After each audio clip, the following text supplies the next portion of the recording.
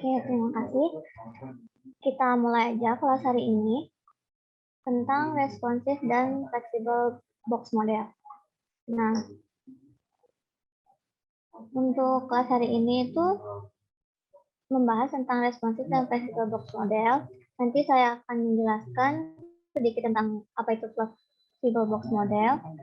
Dan biasanya ini digunakan untuk membuat sebuah website itu responsif terhadap beberapa platform. Nah,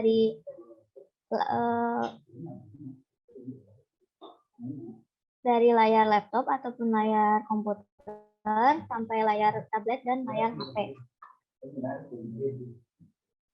Flexible box model ini jadi pada dasarnya merupakan model layout yang mudah dan praktis untuk mengatur elemen dengan menggunakan sebuah kontainer. Nah, dengan kemampuan fleksibelnya, layout yang disusun bisa menggunakan Flexbox ini bisa menjadi mobile friendly. Selain itu, Flexbox dapat dikombinasikan dengan media query sehingga dapat lebih optimal lagi digunakan pada perangkat mobile.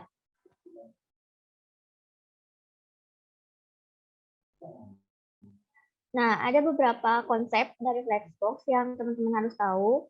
Jadi yang pertama itu, Flexbox dapat mengubah ukuran dimensi elemen dengan menyesuaikan ukuran yang cocok bagi ruang kosong yang ada pada kontainernya. Nah, yang kedua itu Flexbox is directional agnostic.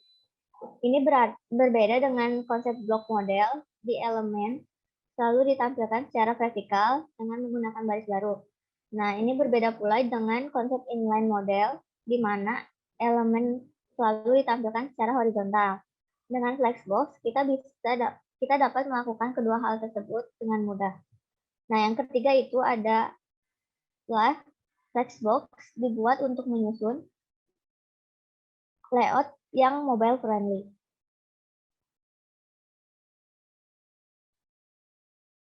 Nah, ada beberapa elemen dari flexible box model. Yang pertama itu ada flex container. Flex container merupakan sebuah elemen yang menampung beberapa flex item. Karena parent-child merupakan relasi yang wajib ada dalam penerapan Flexbox, maka setiap flex item harus merupakan anak atau child dari flex container. Nah, bisa dilihat contoh dari flex container. Di sini, ini adalah codingan yang bisa digunakan saat membuat flex container. Nah, untuk hasilnya itu seperti gambar yang di sebelah kanan. Yang berwarna biru ini adalah flex containernya, dan yang warna kuning 3 di dalam ini merupakan anak dari flex container.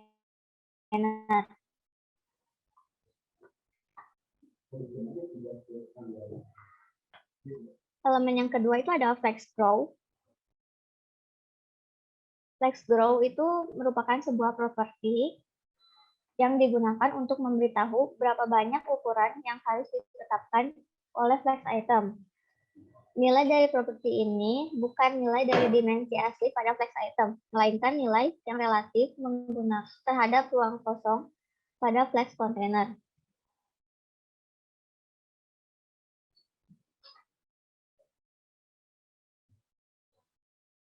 Nah, di sini ada contoh FlexGrow. Bisa dilihat di sini di sebelah kiri itu codingan untuk membuat contoh dari FlexGrow yang di sebelah kanan. Nah, teman-teman bisa lihat di bagian sini, itu ada first dengan FlexGrow 1, yang kedua itu yang second, FlexGrow-nya itu 2, dan third itu FlexGrow-nya 1. Dan hasilnya seperti gambar yang di sebelah kanan, bisa dilihat ukuran yang first dan yang third itu sama, sedangkan yang second itu berbeda karena di sini FlexGrow-nya itu 2. Nah, yang ketiga itu ada flex direction. Seperti yang sudah kita ketahui sebelumnya, Flexbox merupakan directional agnostic, di mana kita dapat mengubah arah munculnya flex item yang berada di flex container.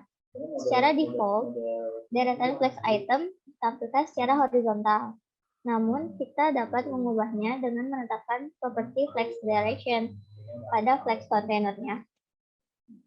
Nah, contohnya di gambar sebelah kiri itu codingan untuk membuat menggunakan flex direction. Bisa dilihat di yang paling atas ini, yang container. Di sini kita terapkan properti flex direction, yaitu column. Nah, hasilnya akan seperti ini. Akan tersusun secara vertikal.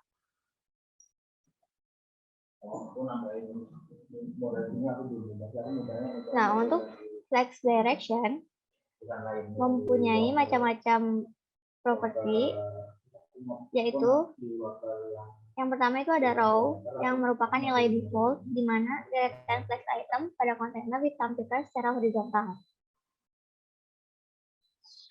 Yang kedua itu ada reverse, row reverse, memiliki sifat yang sama seperti row, namun urutannya ditukar. Jadi yang misalkan urutan yang ketiga itu ada di paling depan, yang kedua tetap di kedua, yang pertama itu ada di paling belakang. Yang ketiga itu ada kolom, yang seperti contoh sebelumnya, kita menggunakan kolom. Deretan kolom itu pada kontainer ditampilkan secara vertikal. Yang keempat itu ada kolom reverse, sama seperti row reverse, jadi urutannya ditukar. Yang terakhir jadi yang pertama, dan yang pertama jadi terakhir. Nah, selanjutnya itu ada flexible basis. Selain menggunakan flex grow, untuk menentukan ukuran flex item, kita bisa menggunakan properti flex basis. Properti ini mirip seperti width dalam menentukan dimensi box. Kita bisa menggunakan nilai satuan tetap seperti px, pt, pc, cm, dan lain-lain. Selain itu, kita juga bisa menggunakan satuan persentase atau persen. Nah, untuk contohnya seperti ini. Di sini ada codingannya.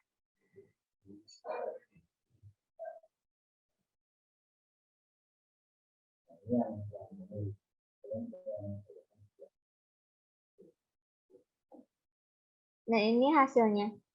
Jadi, kita bisa menentukan width dari kotak-kotak yang kita buat menggunakan flex basis. Nah, sekarang saya bakal ngasih tugas untuk kelas hari ini.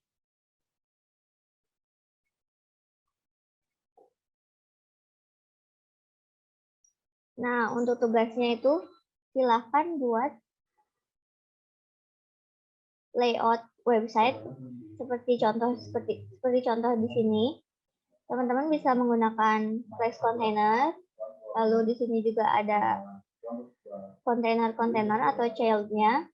Bisa menggunakan flex direction, juga kontainer lain, lalu menggunakan flex basis juga, dan flex flow itu silakan. Kurang lebih contohnya akan seperti ini. Tentu tidak perlu sama juga, tidak masalah, karena ini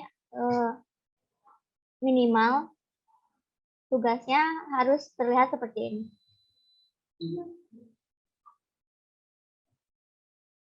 Apa sudah paham tugasnya?